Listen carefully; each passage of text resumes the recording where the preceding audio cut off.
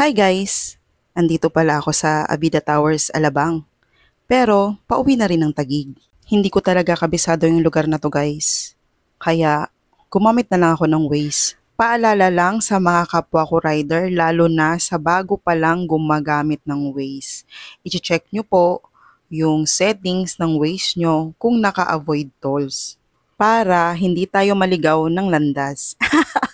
Ng daan pala.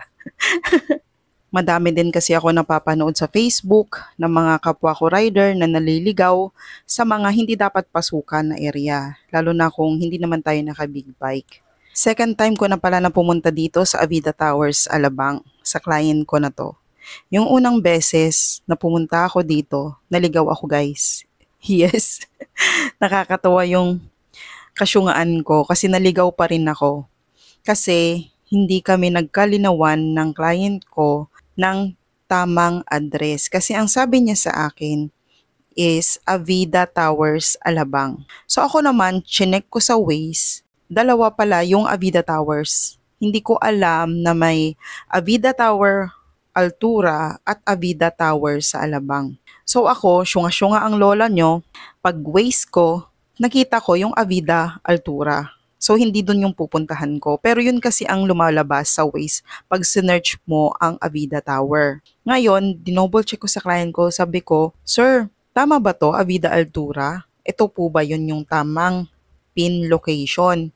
Hindi nagre-reply si sir kasi nga busy sila since galing pa siyang Laguna yata or Cavite, ganon. Kasi ang bahay na to is sa pinsan niya. So ngayon, hindi nag-reply si sir, ako nag-drive na ako papunta sa may Alabang. Pero dapat mag-aangkas sana ako. Kaso, since Sunday naman at naisip ko, sige, motorin ko na lang.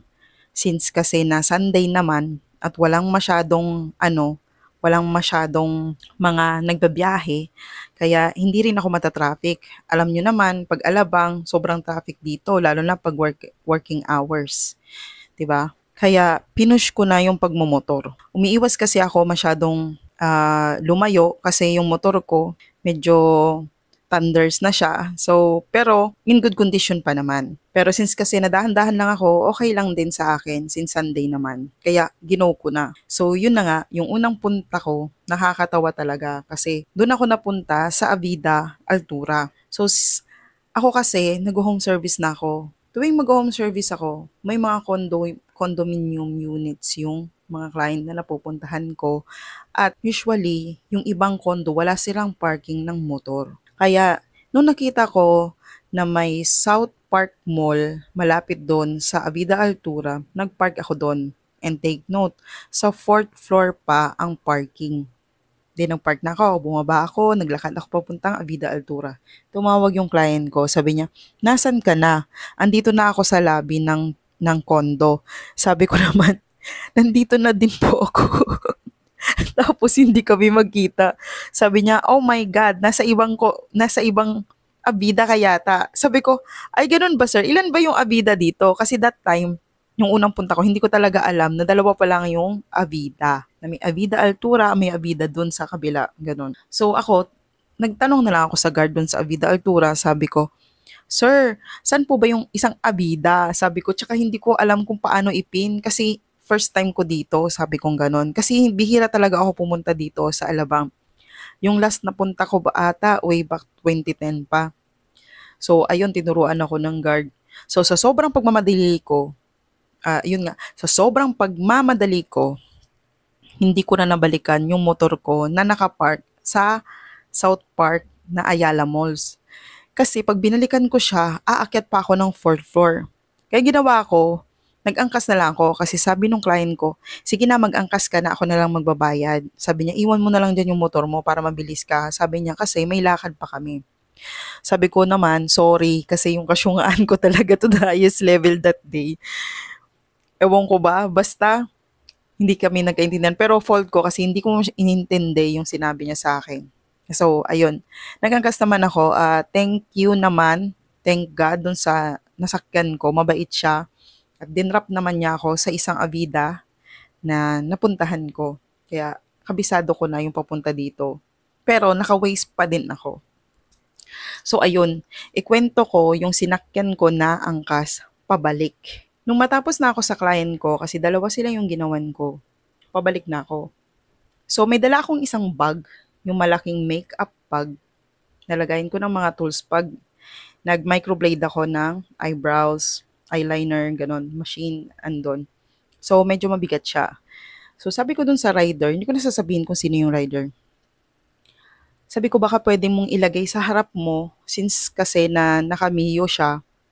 Kaya nilagay niya dun sa harap yung malaking bag ko kasi mabigat nga. At ito pa, ang gusto nung rider, kunin niya yung sling bag ko at ilalagay doon sa loob ng motor niya. I mean, sa loob ng compartment ng motor niya. So, hindi ako pumayag. Kasi sabi ko, okay na ako dito, kuya. Sabi ko, bitbitin ko na lang since magaan lang naman yung sling bag ko.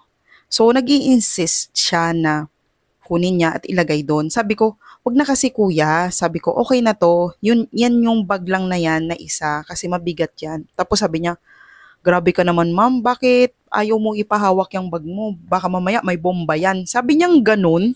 Alam mo yun? So nagulat ako sa rider, bakit ganito siya?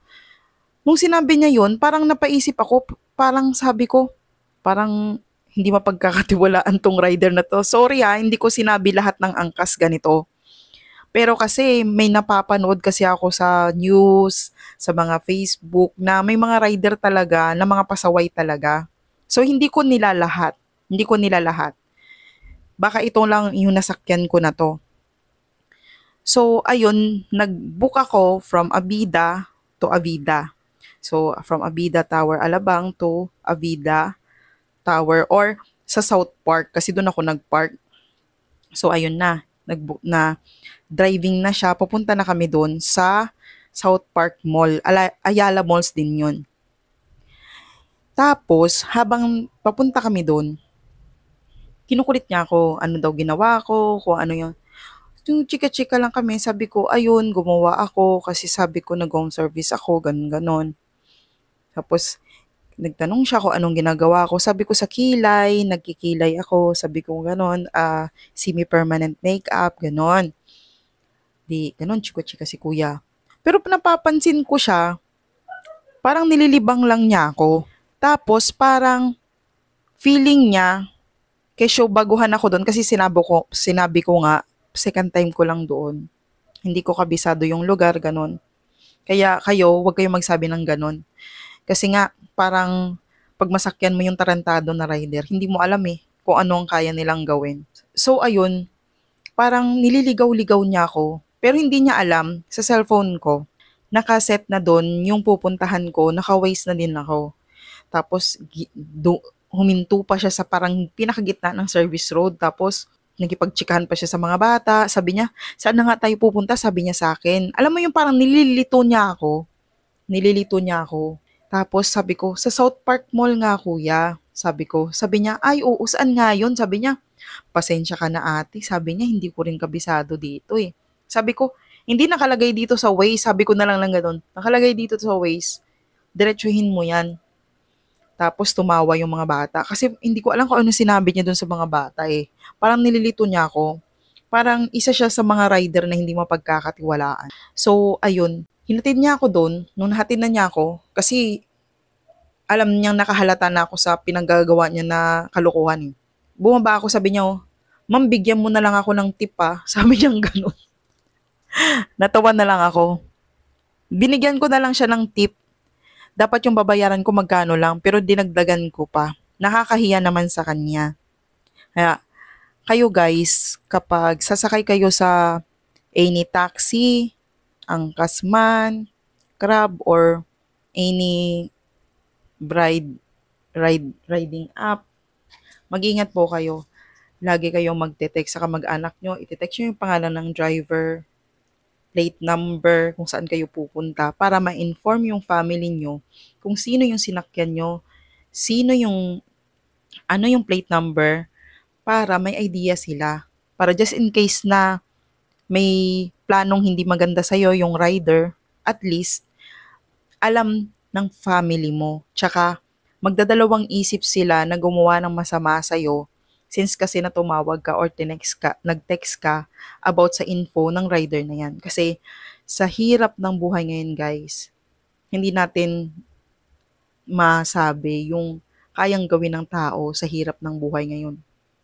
Lalo na kung nanonood ka ng mga news araw-araw, puro patayan, hold upan, nakawan, alam mo yon, nasa dito na tayo sa point ng buhay natin na puro gera na, grabe yung kalamidad, inflation, global warming, as in, lahat mahal. So yung mga tao na iba, ayaw nilang lumaban ng patas sa buhay. Yung iba, mas gusto pa nilang magnakaw para kumita. Alam mo yun, sana naisip nila na bago sila gumawa ng masama na ipapakain sa pamilya nila, sana naisip nila yun ano. Kaso wala eh. Kawawa na lang tayo yung taong lumalaban ng patas. Tapos, tinatabla lang tayo ng mga taong ayaw magtrabaho ng tama. Yung mga taong kahit alam naman nila na labag sa batas yung ginagawa nila, pero mas gusto nilang gawin yun. Mas gusto nilang gumawa ng masama kaysa sa gumawa ng mabuti. Sana guys, lahat tayo, pilitin nating gumawa ng mabuti. 'Di ba? Mas maganda pa rin yung kahit ang hirap mabuhay sa mundo. Hindi lang ikaw yung naghihirap, lahat tayo. Lalo na kung hindi ka naman pinanganak na mayaman. Lahat tayo naghihirap, guys. Lahat tayo nabubuhay araw-araw para magbayad ng kuryente, tubig, internet, load sa cellphone mo, upa ng bahay. Lahat ng kinikita natin halos doon lang napupunta. Lalo na kung yung kita mo, sapat lang para sa mga billings mo. Yung tipong pati pagkain tinitipid na lang. So wala eh. Ganon tayo nabuhay eh. Swerte na lang yung mga pinanganak na mayaman, di ba? Eh, malas na lang natin na pinanganak tayong mahirap. Pero, syempre, pilitin pa rin natin gumawa ng mabuti sa kapwa, di ba? Pilitin pa rin tating mabuhay ng tama. Mabuhay ng naaayon sa batas. Yung tipong hindi tayo lalabag sa batas para lang kumita tayo. Pilitin pa rin nating kumita sa maayos na paraan. 'Di ba? Para i-bless pa rin tayo ni Lord. Kasi nakikita naman ni Lord yung lahat ng paghihirap natin. Kapag naghihirap ka sa buhay, hindi naman araw-araw mahirap ka eh. Dadating din yung araw na abunansya ka ba? Ano bang term sa abunansya? Yung, paano ba sabihin yung abunansya sa Tagalog? Yung marami kang pera, yung abundant ka. Abundant yung buhay mo, ganun, di ba? So, ganun guys. At ito, malapit na akong paahon papuntang Bikutan. So, ang luwag talaga ng biyahe guys pag Sunday.